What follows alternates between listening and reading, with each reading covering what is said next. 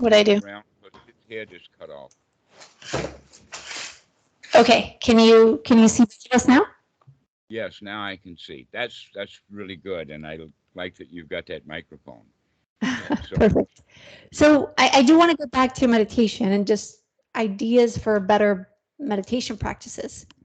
yes, that's what I'm just about to get into now. Perfect. Then Okay. yes, I think many of us could benefit from that for sure. All right. So we've given a basic introduction about the Eightfold Noble Path, and the point that a lot of people are not practicing it in a noble way, then often they'll just hear about the Eightfold Noble Path and say, yes, ho hum, now what do we do? And the answer is, we're doing the Eightfold Noble Path. So um, let us start with the first item on the list is right view. Now, what right view is not a viewpoint, a worldview, or a way of looking at things. It's not a noun like that. It's not a set of concepts, but rather it's a verb, and it has the quality of investigating, looking. There's a difference between an investigating and an investigation. An investigation is when the investigating is finished Right. and they've come to a conclusion. Within the Eightfold Noble Path, we never come to a conclusion because the conclusions change and that we have to keep current. So it's always about looking at what's happening in the moment, right now, investigating. Okay. And the second item on the Eightfold Noble Path, which is key to the point, is that we have to remember the word is sati, and the word sati is translated, let us say, with some problems into the word mindfulness. Surely you've heard the word mindfulness. I have. Yes. Okay. All right. You could say that, in fact, that people cannot be mindful if they don't remember to be mindful. And Right. this is what the word sati means, is that we have to remember to come to the present moment. We have to remember to come and look. But there's a third item on that that puts things together, and that is what is referred to as right noble effort. Right noble effort, then, means that as soon as you see what's happening right now, you have an opportunity to improve it, to change it, rather than leaving it to where it is. In the West, there is a common practice called Mahasi method that is all about remembering to look and to remembering to look. And you find the dukkha, you see more dukkha, you see how this dukkha is connected to that dukkha, and then you go down the rabbit hole of real dukkha, getting to the bottom of all the dukkha. And that's not what the Buddha teaches. He teaches to, as soon as you see the dukkha, even the smallest piece of it, make a change, fix it right then. That you probably also heard about the the Four Noble Truths. Now, the Yes. Four Noble Truths exactly is the unpacking of his primary teaching of dukkha, dukkha nirodha. And very few people spend any time in that third noble truth, either thinking about it or actually experiencing it. But what the word actually means, dukkha nirodha, means that we come out of dissatisfaction into satisfaction. And most people spend very little time in satisfaction. They spend most of their time in dissatisfaction and trying to get rid of whatever it is that they're dissatisfied with, Mm. which comes to the idea of clinging. Okay. Now, the idea of clinging is that we do it because we're ignorant. We don't recognize that our wants, desires, and wanting to get rid of what we have, like pains, aches, Uncle Bob, any of that kind of stuff, broken wheels, flat tires, we want to get rid of those things. And we want it ignorantly. We don't know what we're doing. If we would really look at what we're doing, we could recognize, oh, it's not the flat tire that needs to be changed. It's my attitude about the flat tire that needs to Mm. be changed. Okay. that the driver is driving along and recognizes he's got a flat tire, he's automatically going to feel bad. He's going to be grumpy. He doesn't like a flat tire. And so while he's changing the flat tire, getting all of the tools out, he's feeling grumpy. He doesn't like what he's doing. He sees that it's got to be done, and so he hates it, but he jacks up the wheel and takes the lug nuts off and often struggles because it's a lot of hard work. But if he was still sitting in the driver's seat, recognizing that that flat tire or that tire was flat, then he would have the idea, oh, I have an opportunity to show off my strength. And so I'm going to happily go take that tire out, happily pump that thing up, happily take those lug nuts off, change that wheel, and it takes less time to do it. And you feel more satisfied after you've done it, and you were happy when you did it. Right. Yeah. Because we did it wisely.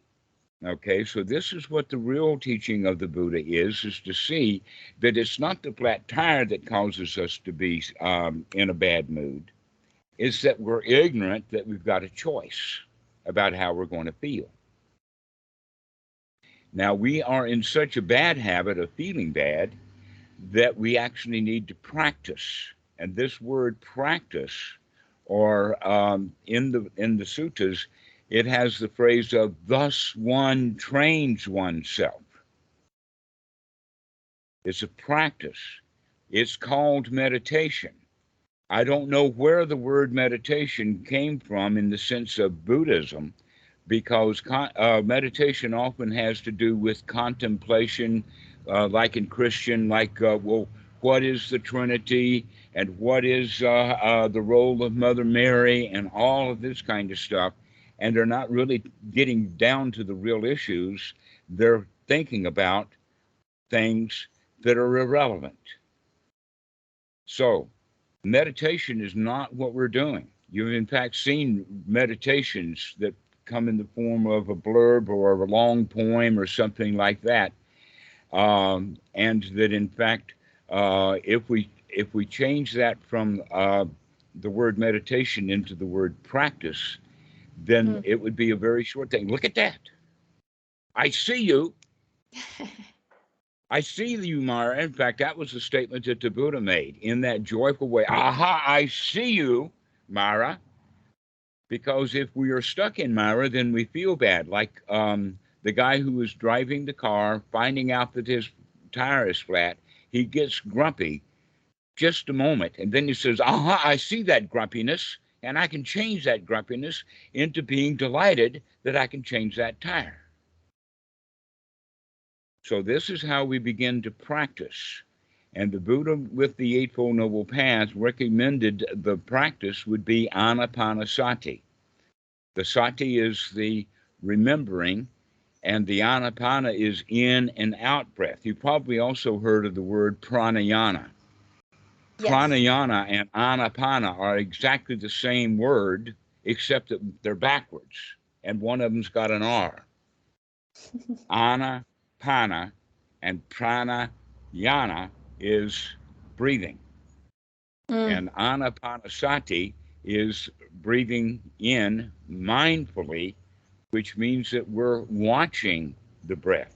And if we watch every in-breath and make it long, and watch every out-breath and make it long, then we're developing sati to remember to make this long. Otherwise, we forget about it, and then breathing goes back to normal. And so we start with the breathing. And so we also have to recognize that if you're going to watch the breathing and make it long, it's the mind that does that. The mind is the forerunner for everything. And so if you're going to breathe long and remember to breathe long, it's the mind that does that. And so we start then with the mind. And in the Eightfold Noble Path, we go from working with the waking up, the sati, taking a look at what's going on and make an improvement to it. Now, in the Anapanasati Sutta, it talks about making an improvement to it. is actually to gladden the mind, in the sense of the mind state, or the mood that the mind is in, or the attitude that we have. And most of us have an attitude of being a victim. Like, for instance, going back to the guy changing the flat tire, when we're grumpy, it's because we're a victim to the flat tire. The flat tire demands us to fix it so that we can get what we want. If we don't fix the flat tire is going to prevent us from getting what we want. We become victims to the flat tire, right? But Right. we can change that attitude to be the champion of that flat tire. Aha, I see you and I'm going to fix you.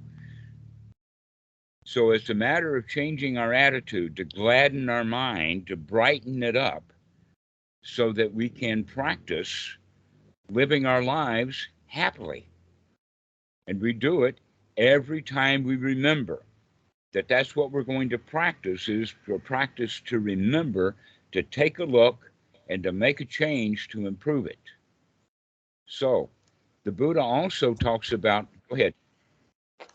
And the change is nothing in the world necessarily, all in the mind. Yes, just to change your mind. You can act wisely, but you don't actually have to change anything. All it is eradicating any attitude of wanting to get something that you don't have or get away from what you do have. That's fundamentally dukkha nirodha, right? Yes, exactly. Satisfied as opposed to non-satisfied. Right. We become satisfied as opposed to being dissatisfied. Now, the in the West, because of some social constructs, and mainly because of the influence of Hinduism, mainly due to Christianity, we have superlatives. We have things way up there, like a Jesus up in the clouds, or a God way up there, or ideals, right? Have a lot of really high pollutant rules and things like this. So when people come to Buddhism and they hear about it, they take these ordinary kinds of things that we're talking about and putting them very superlative. Like enlightenment is way up there. The Buddha is way up there. Where, somewhere in the clouds next to Jesus or something. That words like nibbana are way up there. That in fact, the best way to use nibbana is just by having the idea that you can just chill out. You're hot, you're angry. When people are angry, what do they say to them? Cool off, simmer down, take the heat off. That's all the word nibbana means, is to take the heat out of it, and it will cool by itself. The word enlightenment also is kind of broken in the sense that actually it was a revolution. It was a revolution about Christianity and Protestantism. The age of enlightenment was actually the age of the beginning of science, rather than just all things magical and religious. Now we're going to actually see the reality. And so this is basically what enlightenment is. But by the time the word enlightenment got associated with Buddhism, it got way up there in the sky. Very difficult to get. So I'll give you an easy definition of enlightenment so that you can see that it's very practical. Okay. The word enlightenment has a key part of it, and that is the word light. So light has two different ways that we use it. One is like daylight, shining a light on it, sunlight. This is the kind of thing, the sunlight is a disinfectant, so they say. So if we can see things, shine a light on it, take a look at it, now we have the knowledge of it. And if we can see it, we can do something about it. If you can see that you're carrying a heavy load, now you can set it down. And that's the deliverance, okay? So the second way of using light is that it's not heavy. If we can see what's heavy, we can drop it so that it's not heavy. And this is all the word enlightenment means. And we can be enlightened any moment that we can see what we're doing and make a change to it. So people going in and out of enlightenment on a regular basis.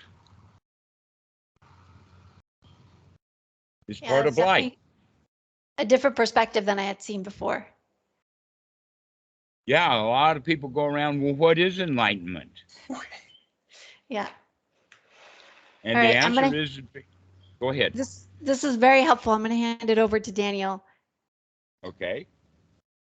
Daniel, go ahead.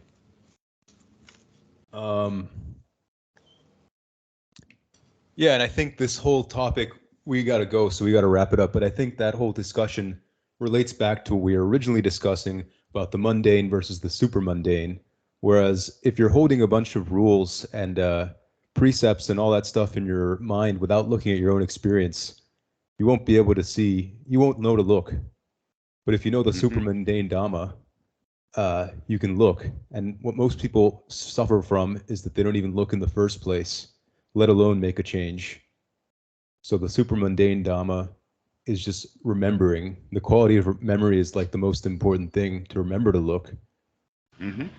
And that can pretty much quell the fire every time or prevent it from even happening. That's Exactly more or less right. Yeah. To remember to look and to remember that you've got a choice, that Yeah. you don't have to do it the same way. We can use the word responsibility versus react. Normally, we react to things. Whatever something happens, we act the same way that we used to act when similar things would happen. Because of that, we react most of the time. But if we wake up, really take a look, then we have the ability to change. And with that, we can respond. So we respond wisely as opposed to reacting. And so we become then responsible for our own actions and behaviors rather than having them just ordinary old habits that we developed when we were children. And so the whole point then about these three things is to remember to look at what's going on right now and then make a change to it for the better. Now, this takes repetitive behavior because we are so ingrained in the habits that we get stuck in our ruts that it's kind of hard to get out of the rut. And so I hope that you can spend a few more minutes with me, that you don't have to go right away, that there's no emergency. Well, yeah, Dhammarato, I think a good thing to end on would be to recommend sort of a simple daily practice that she could That's try. what we're going to get into. Yeah, Right, to that's what you're make getting sure. to, is creating a wholesome Hmm. state. That even if you get flustered, you can return to a place where you're satisfied and you're wholesome. So even when you're in the midst of the fray and you feel out of control, you can remember that this is impermanent and that it just is what it is. And you can withdraw Yes. from it and cool the flames. And I'll let you take over and we'll end in like All 5 minutes or so. Okay. All right. So the Buddha was really big on seclusion for practice, to get away from other people. He recommended go to the forest, go to a foot of a tree, go to an empty hut, go to a pile of straw, and sit down. And what Western Buddhism is that they build a retreat center like a B&B with a hall, and a whole bunch of people get into that hall pretending that everybody else doesn't exist. And the reality is yes, they do. But the Buddha recommends to get away from the crowd, far from the maddening crowd, and get alone so that you can sit down and start looking at the thoughts that we have. One thought at a time. Is this thought worth having or not? And then the mind will wander away, and then we can see the mind wandering away when we can say, aha, I see you, Myra. Aha, I see you wandered away. And then we can come back, and by actually saying, aha, I see that the mind has wandered away, actually is a change. Because we woke up, we took a look, and we made a change. Aha, I see you. And so we can brighten the mind, gladden the mind right then and there. We can come out of it. We can become enlightened anytime that we remember to. We can drop what we're doing and be free from it. And so there's a lot of little words that we could use that would help that, to gladden and brighten the mind. Words like no place to go and nothing to do, and the spring comes and the grass grows by itself. All right, there's another one that actually, this is a line that comes out of Mary's song to Jesus in Jesus Christ Superstar, the movie and the play. And that is, everything's all right, everything's fine, not a worry. Okay, everything's all right, everything's fine. You just need to tell ourselves that everything's okay, there's no problems. And here we then start up with, I got to go to work, I got to go to town, I got to go do this. Well, you're not doing any of that stuff right now, so you can say, never mind that. I can sit here and just relax. Just relax. Got no worries, no work to do, nothing to do, everything is fine. And with that, we can feel comfortable, feel relaxed.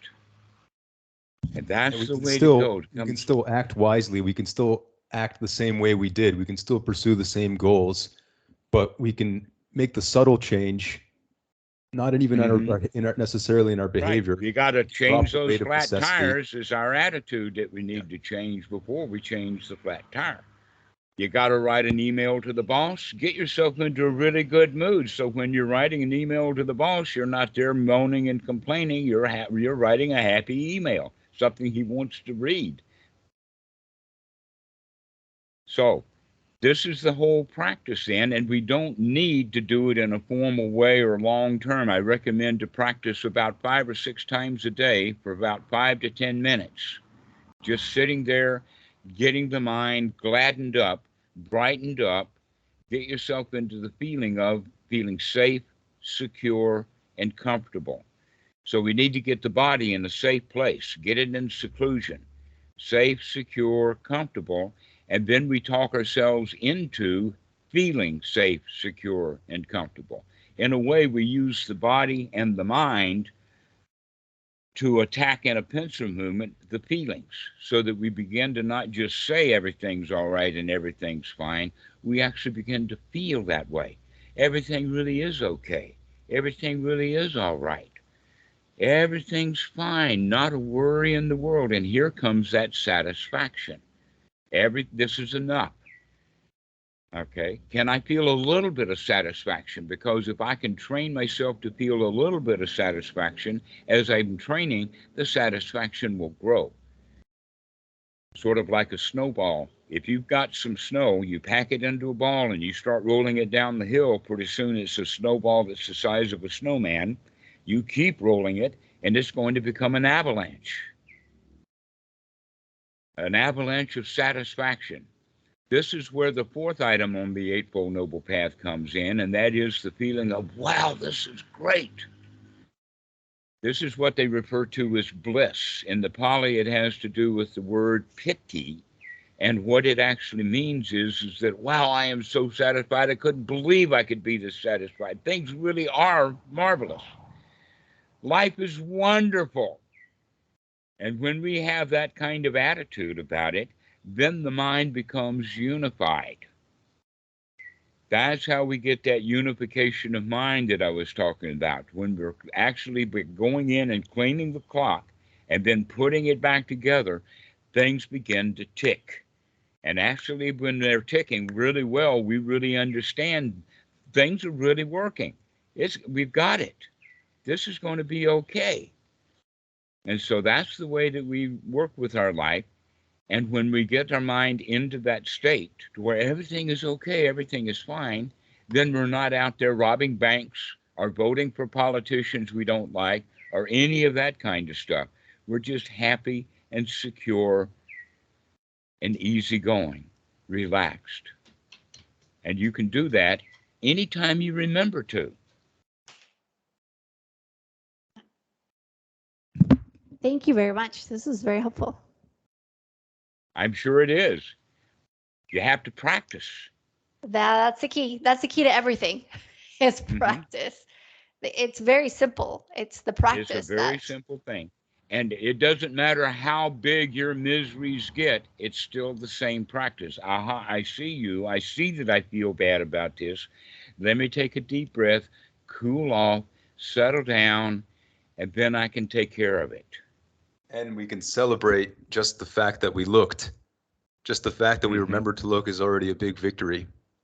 Exactly. Even if we're in a bad place, even if we're in what we would call a bad place, you can congratulate yourself.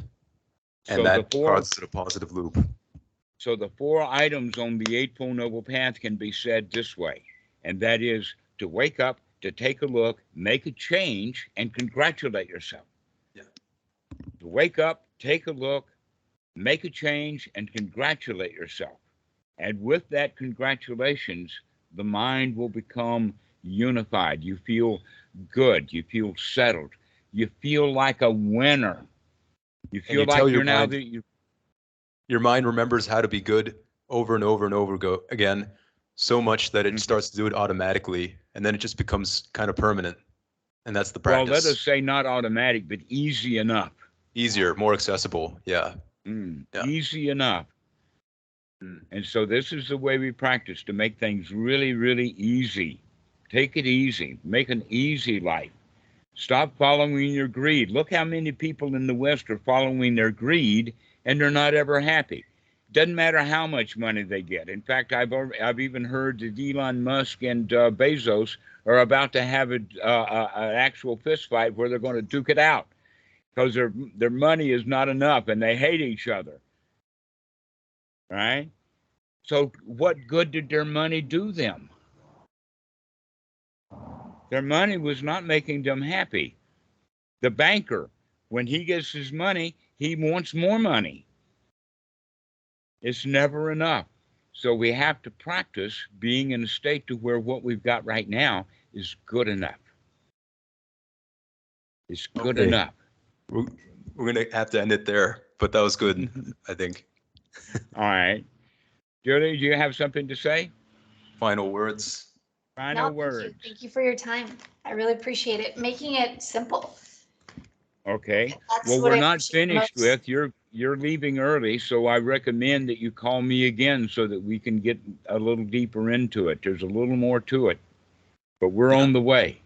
You practice this, you'll get great benefit. Okay. Thank you. Bye-bye. Daniel, it's been a while since I've seen you. What do you mean? We saw each other? Yeah, soon. All right. Okay. Yeah. Have a good day. Have a good moment right now. Yes. Everything is okay.